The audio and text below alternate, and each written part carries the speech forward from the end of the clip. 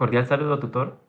Esta es la tarea 5 en Información Security y para empezar una presentación personal. Soy Juan David González Osorio, tengo 20 años, vivo en Yopal, Casanare. Mis datos de contacto, el correo personal, mi número de celular. Soy estudiante de la UNAD en Ingeniería de Sistemas. Ahora ya entrando en materia, ¿qué es la seguridad de la información? Es un conjunto de prácticas, medidas y procesos diseñados para proteger los datos. Son las buenas prácticas, son como un esquema, son un esquema que tenemos que estar revisando. Ejemplo sería unos pasos. ¿Y cuál es su objetivo principal? Garantizar la confidencialidad, la integridad y disponibilidad de los datos o de la información. Más que todo es seguir esos lineamientos. ¿Por qué actualmente es tan importante? Actualmente vivimos en una era digital, en la cual la información es uno de los activos más valiosos. Muchas empresas o compañías dependen de la veracidad de su información, de sus datos. Cuentas bancarias o aplicaciones bancarias, eh, todo lo que son transacciones. Si estos datos son manipulados, pues vendrían las pérdidas. También, pues, cuentas bancarias, inventarios, valores que son importantes, que pueden generar daños a una empresa. Por eso es tan importante contar con la seguridad de la información. ¿Cuáles son las razones por las cuales son tan importantes? Protección contra ciberataques, como hackeo, ransom o phishing, que cada día están en aumento, ya que generalmente las personas guardan sus contraseñas en los navegadores o sus tarjetas de crédito o guardan las claves de los correos o de algún usuario. Entonces, estos ataques generalmente obtienen algo de importancia, obtienen su objetivo. Entonces, estos nos protege de estos ciberataques. También son importantes por el cumplimiento de las leyes y regulaciones. Actualmente son más que todo para empresas. Existen normativas legales que nos obligan a la protección de los datos. Aquí en Colombia también. No cumplir con estas normas, pues acarrean multas, sanciones y pérdida de reputación. Y lo más importante o lo fundamental, preservar la integridad de los datos. En muchos sectores, aparte de la banca o la salud, por ejemplo, las citas que se generan, que las fechas estén bien, que no sea corrupto, es esencial garantizar pues, que no sean alterados. ¿Cuáles son las ventajas de implementar un desarrollo seguro?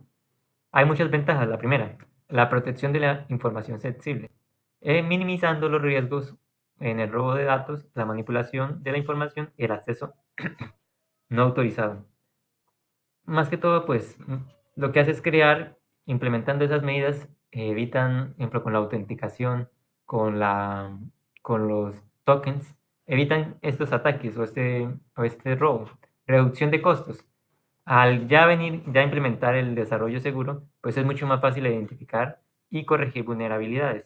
Entonces, es mucho más barato hacerlo cuando ya está, que tendrían que volver a construirlo desde cero para poder implementar este desarrollo. 3, prevención de interrupciones. Eh, Tiene más estabilidad. Por ejemplo, hay ataques de inyección SQL, que esto lo que hace es obtener privilegios de administrador y que lo que haría sería pues entrar a la información. Entonces, con esta estabilidad, reducimos el riesgo de los tiempos de inactividad que podrían afectar a la producción y a las ventas. El 4 facilita el escalamiento del proyecto, que significa que es mucho más fácil implementar más medidas de seguridad que sin tenerlas. Nos genera una arquitectura segura que permiten actualizaciones más rápidas, lo cual nos permite una arquitectura segura, permitiendo actualizaciones más rápidas frente a estas vulnerabilidades. ¿Cuáles son los estándares existentes actualmente para la seguridad de la información y qué beneficios trae su implementación? Tenemos la ISO 27001, que proporciona requisitos para establecer e implementar. En sí es como un Excel o es un esquema o una tabla que nos da paso a paso qué es lo que tenemos que revisar, desde el sistema operativo, desde lo externo y desde el usuario. Son las buenas prácticas. Ejemplo, que si no compartir las claves o no ingresar memorias externas, revisar si el código tiene alguna vulnerabilidad. Y es como tal una guía que nos dice cómo hacerlo, lo cual nos permite una gestión sistemática de los riesgos y nos da los niveles de cada uno de ellos, nivel 1, nivel 2 y nivel 3. También que es una responsabilidad legal que debemos que cumplir. lo cual aumenta la confianza en nuestros clientes y socios comerciales porque garantizamos la seguridad de estos. Tenemos el OAuth, que es un programa que nos ayuda a verificar las buenas prácticas para la seguridad en aplicaciones web, los cuales nos enseñan a mitigar las vulnerabilidades comunes como inyección SQL o el cron-site, lo cual aumenta la seguridad del software. Mencionar 5 vulnerabilidades más críticas según OSWAT y explicarlas. Cross-site Scribe Repeat. Es una vulnerabilidad de seguridad que generalmente ocurre cuando un atacante inyecta un código malicioso,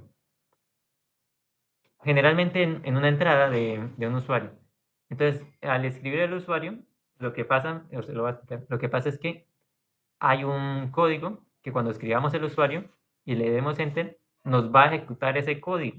Y lo que ese código hace es robarnos la información, porque la entrada no está sanitizada y no está correctamente validada, logrando entrar a los datos del usuario.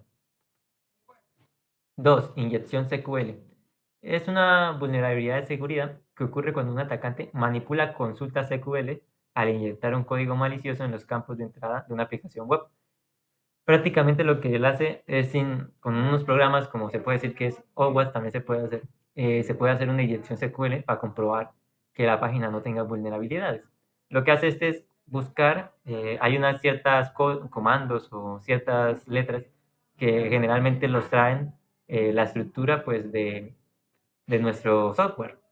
Y al no sanitizar ni revisar bien, hay veces que quedan vulnerabilidades. Entonces, lo que hacen las inyecciones es conseguir un usuario con privilegios de administrador, con la clave, logrando entrar así a la base de datos, permitiendo modificar o eliminar datos de la misma. 3. Ausencia de token anti-CRF. La falta de tokens pues deja al usuario vulnerable a ataques de cron-zip. Este tipo ocurre cuando un atacante engaña a un usuario autenticado para que realice acciones no deseadas en una aplicación web en la que tiene permiso legítimo. ¿Qué quiere decir? Pues que obtiene el usuario de alguna forma y quiere realizar acciones en las cuales cambiar algún coso del software. ¿Qué es lo que hace el token? El token es en sí un valor único y aleatorio que se autentica directamente con el computador, que es el cliente, y el servidor, validando que la entrada sea de una fuente confiable. O sea, lo que hace es mandar el token y saber si es de ese computador, que es el que siempre entra, a uno externo, a uno que nunca ha sido usado, comprobando que sea auténtico. Pérdida de autenticación y gestión de sesiones. Es cuando en sí la autenticación y la gestión de sesiones no están bien o no implementan los mecanismos que identifican a los usuarios y mantienen sus sesiones activas. Lo que hace es que al mantener sus sesiones activas, esto permite a los atacantes hacerse pasar por usuarios legítimos y realizar acciones en su nombre. Entonces, al servidor no contar con una buena autenticación, permite que el usuario malicioso haga cambios en la base. 5. Exposición de datos sensibles. Esto ocurre cuando una aplicación no protege adecuadamente la información confidencial, permitiendo a los atacantes acceder, interceptar o explotar estos datos.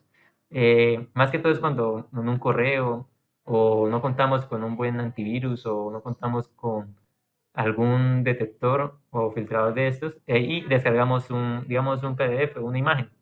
Estas imágenes pueden contar un código ejecutable, que lo que hace es descargar algo y permitiendo que nos roben datos. Y que nos roben información importante. Debemos contar pues con los adecuados firewalls o antivirus. Aquí están las referencias bibliográficas. Esto ha sido todo. Muchas gracias.